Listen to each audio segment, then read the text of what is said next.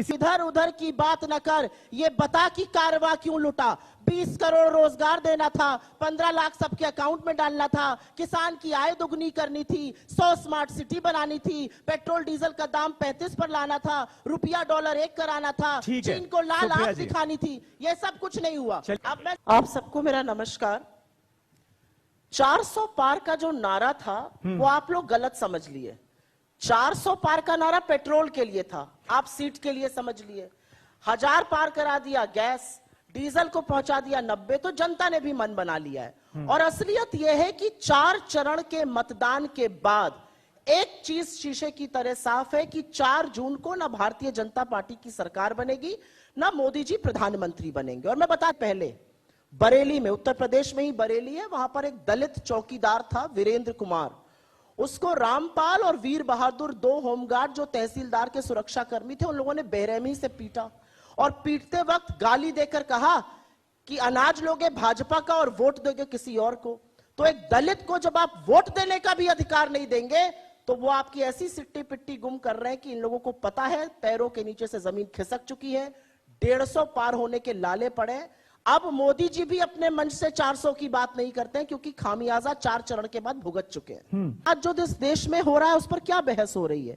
एक दलित चौकीदार को पीटा जा रहा है क्योंकि वो अपनी मर्जी से वोट डाल रहा है, उस पर कितने टीवी डिबेट हो रहे हैं। आज सवाल इस बात का है, आज सवाल इस बात का है कि एक आदिवासी के सिर पर भाजपा का नेता मध्य प्रदेश में पेशाब कर देता है, उस पर कोई टीवी डिबेट नहीं है। आज टीवी डिबेट इस बात पर नहीं है कि कोर्ट जिसके खिलाफ चार्जेस फ्रेम कर रहा है उसको, उसके परिवार को आप टिकट दे रहे हैं। कहां पर इस पे हो रहा है? आज डिबेट इस बात पर नहीं है कि एक बड़ी प्रबुद्ध पत्रकार को मोदी जी कहते हैं मैं हिंदू मुसलमान करूं तो मैं सार्वजनिक जीवन में रहने योग्य नहीं हूं। 24 घंटे में पलट गए, 24 घंटे में हिंदू मुसलमान करने लगे। जिस व्यक्ति का वजूद इस विषाक्त राजनीति के बल पर है वो ऐसी बातें कहता है, आप लोग डिबेट नहीं करते। तो हमसे मत पूछिए, जनता को समझ में आ गया और जनता ही हिसाब कर। 15% बजट खर्चे की बात मोदी जी ने कल करी। मोदी जी बिना पलक झपकाए सफेद सपाट झूठ क्यों बोलते हैं? इस देश का प्रधानमंत्री झूठ क्यों बोलता है? आज चर्चा यह होनी चाहिए। मैं दावे के साथ कहती हूं और मैं यहां पर सीना ठोक के कहती हूं, एक डॉक्यूमेंट, एक कैबिनेट कमेटी की मिनट्स ऑफ द मीटिंग दिखा दे जहां पर ऐसा हुआ हो। आप आकर कुछ भी बोल दीजिएगा, आपने दाम्पत्य का सूत्र निभाया या निभाया, मैं उस डिबेट में नहीं पढ़ना चाहती हूं। आप कह दीजिएगा ब्याहताओं को आपका मंगलसूत्र छीन लेंगे, आप कह दीजिएगा एक भैंस छीन लेंगे, आप कह दीजिएगा ये 48 पन्ने का मेरा विजन डॉक्यूमेंट है, हमारा घोषणा पत्र है, 15,329 शब्द है। एक शब्द दिखा दीजिए जो मोदी जी कहते हैं। आज यहां से मंच से जाऊंगी और कभी ऐसे मंच पर नहीं आऊंगी अगर एक भी बात जो मोदी जी कहते हैं वो दिखा दीजिए। यहां से आपने मंगलसूत्र की बात करी। ये मंगलसूत्र जो हम पहनते हैं ब्याहता औरतें, ये कोई तार है? ये सोने का तार है या धागा है जिसको डाल लेते हैं? अरे एक पति का एक जीवन पर्यंत आप एक निशानी पहनते हैं। किस तरह की फजूल की बातें करते हैं भाई प्रधानमंत्री? बिल्कुल निश्चित तौर पर ये सवाल पूछे जा रहे हैं भारतीय जनता पार्टी के नेताओं से, लेकिन ये आपसे भी तो पूछा जाएगा कि जब आप संविधान बदलने की बात करती हैं तो भारतीय जनता पार्टी के किस घोषणा पत्र में, किस मैनिफेस्टो में इस बात का जिक्र है कि वो अगर आ गए, पूर्ण बहुमत की सरकार बन गई, 400 सीटें आ गई तो संविधान बदल देंगे? उनके पूर्व केंद्रीय मंत्री अनंत हेगड़े, उनके अयोध्या के सांसद लल्लू सिंह, उनकी ज्योति मिर्धा जो प्रत्याशी हैं हमारे यहां से ही गई हैं, वो गिरिराज सिंह, सब लोग तो बोल रहे हैं, खड़े होकर पब्लिक मंच से बोल रहे हैं संविधान बदल देंगे। तो या तो मोदी जी अपनी अगली पब्लिक रैली में कहें कि ये सब लोग देश विरोधी हैं, भाजपा इनसे कोई ताल्लुक नहीं रखना चाहती है, मैं इन सबको पार्टी से निष्कासित करता हूं, ये जो बात कह रहे हैं ये गलत है। जरा 2-4 बातें सुधांशु जी से कह दो। आप मेरे ट्रैप में फंस गए, पूछिए कैसे? आप एसबीआई एलआईसी की बात करने लगे। एसबीआई एलआईसी की बात हमने कब करी थी? जब अडानी महाघोटाले की बात करी थी।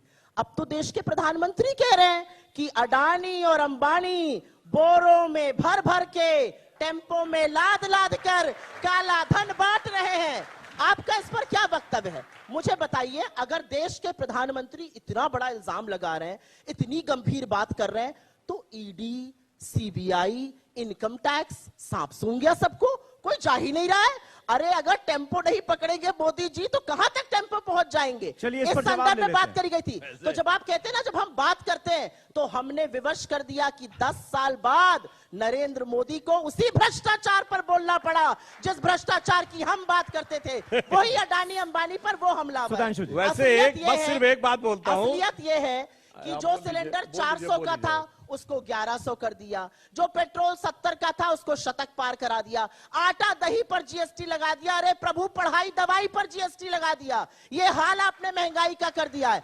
आज गाना बदल गया है, पहले गाना था सखी सैया तो खूबे कमात है, महंगाई डायन खाए जाते, आज दूसरा गाना चल रहा है सखी सैया तो नईखे कमात है, महंगाई डायन खाए जाते हैं। ठीक है। असल जो अंजना जी आपने कही, और क्योंकि हम ही दो लोग हैं तो थोड़ा सा टाइम चाहूंगी, आपने कहा और बहुत छोट संक्षिप्त में बोलती हूँ, आपने कहा ये जात पात पर बांटने की कोशिश है। ये बड़ा एंटाइटल्ड व्यू है।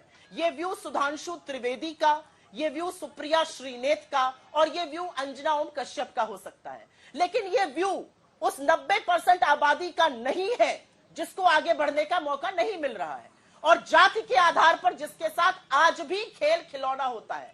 आप जिस गुना में हैं और वहां से थोड़ी ही दूर पर एक आदिवासी के सिर पर भाजपा का नेता 2023 में पेशाब करता है। क्यों करता है? क्योंकि वो एक पर्टिकुलर समुदाय से आता है। 13,329 शब्द है इस मैनिफेस्टो में, 46 पन्ने का है।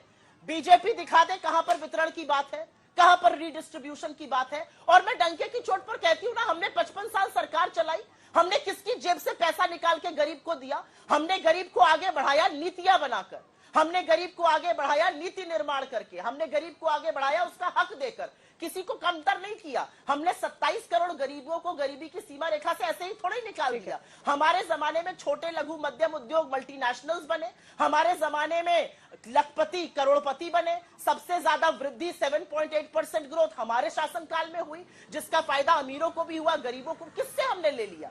ये कहां से बातें आ रही हैं? और मैं यहां पर एक बात का जिक्र जरूर करना चाहती हूँ, प्रधानमंत्री ठीक है, जवाब दीजिए सुधांशु जी, इसका भी जवाब दीजिए। अब रुक जाइए सुप्रिया जी, और साथ ही वो जो कहा सेंसस पर कहने को रह नहीं गया।